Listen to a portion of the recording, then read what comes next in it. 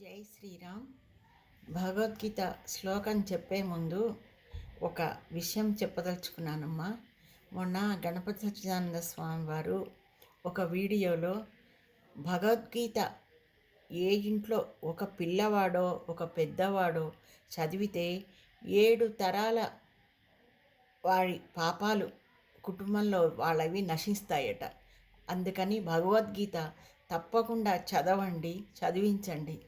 ఆయన చెప్తుంటే నిజంగా భగవద్గీత అనేది మనుషులు చెప్పింది కాదు, పరమాత్మ చెప్పిందే కదా. అందుకని ప్రతి వాళ్ళు ఇంట్లో భగవద్గీత ఉంచుకొని శ్లోకాలు చదువుకోండి. ఇప్పుడే నాకు కొంచెం స్ఫురించింది. ఒకరోజు ఒక శ్లోకం చెప్తే వినండి ఒకళ్ళు, తర్వాత ఇంకొకళ్ళు చెప్తే చదివితే అందరికీ చదవాలన్న ఇంట్రెస్ట్ వస్తుంది, వినిన ఫలితము ఉంటుంది. మీరు ఆచరిస్తారని నా నమ్మకం. భగవద్గీతని చదివించండి. ఇప్పుడు మనకి ఎలా ఉందంటే భగవద్గీత వినపడంగానే ఓహో ఈ ఇంట్లో ఎవరో చనిపోయారు అని అన్నట్టుగా వెళ్ళిపోయింది మన సమాజం.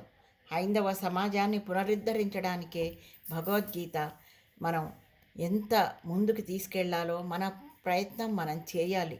సరే, వెనకట అయిపోయిందేదో అయిపోయింది, కానీ ఇప్పటి నుంచైనా ప్రతి ఇంట్లో భగవద్గీత అనేది ఏకకంఠంతో మారుమ్రోగాలని నా ఆకాంక్ష.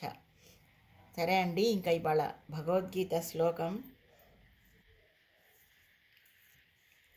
యదా సంహరతే చాయం కూర్మాంగానీవ సర్వశః ఇంద్రియాణీంద్రియార్థేభ్య సస్య ప్రజ్ఞా ప్రతిష్ఠిత.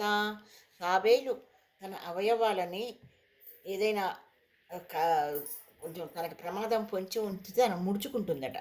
అలాగే మనని అగాధాలకు తోసే ఇంద్రియాలను కూడా మనం అలా ముడుచుకొని పరమాత్మ వైపు అడుగులు వేయాలి అని ఈ శ్లోకం ఉద్దేశ్యం. అలాగే మనకి గాయత్రి మంత్రం ఉంది కదా, గాయత్రి మంత్రాన్ని మనం ఒక్కసారి దాన్ని చాంటింగ్ చేస్తే 1,10,000 శబ్ద తరంగాలు వెలువడతాయట. అంటే ఆ పవరు ఎంతో మీరు గమనించండి. ఒక్కొక్కసారి ఇంట్లో ఎవరో ఒకళ్ళు గాయత్రి మంత్రాన్ని కాసే ఒకరోజు ఒకళ్ళు ఇది కూడా చదవండి. రోజు అందరూ కూర్చొని ఒక నిమిషం కూర్చొని టీవీ మీద కూర్చొని ఉండాలి. ఒక 2-3 ఉంటారు కదా, అప్పుడు వాళ్ళు 2-3 కలిసి గాయత్రి మంత్రాన్ని మననం చేయండి రాగయుక్తంగా. ఇది చెప్పింది 1,10,000 శబ్ద తరంగాలు వెలువడతాయి అని అన్నది మన హిందూ శాస్త్రవేత్తలు కాదు, ఆధ్యాత్మికవేత్తలు కాదు, పాశ్చాత్య ఆధ్యాత్మికవేత్త చెప్పాడు ఈ విషయాన్ని. అందుకని మీరు గమనించి గాయత్రి మంత్రాన్ని మననం చేయండి, చాంటింగ్ చేయండి. దీనికి మంత్రద్రష్ట విశ్వామిత్రుడు, ఆయన భిక్షనే ఈ గాయత్రి మంత్రం. నిజంగా ఈ గాయత్రి మంత్రాన్ని చాంటింగ్ చేస్తుంటే చుట్టుపక్కల ఉన్న నెగిటివ్ థింగ్స్ అన్నీ పోయి పాజిటివ్ థింగ్స్ వస్తాయి. అందుకని మీరు గాయత్రి మంత్రాన్ని చేయండి. అందులో కొంతమంది ఇప్పుడు రింగ్ టోన్గా పెట్టుకుంటున్నారు.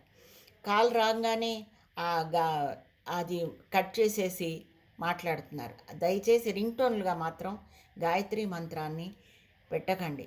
జై శ్రీరామ్. నచ్చితే షేర్ చేయండి, లైక్ చేయండి.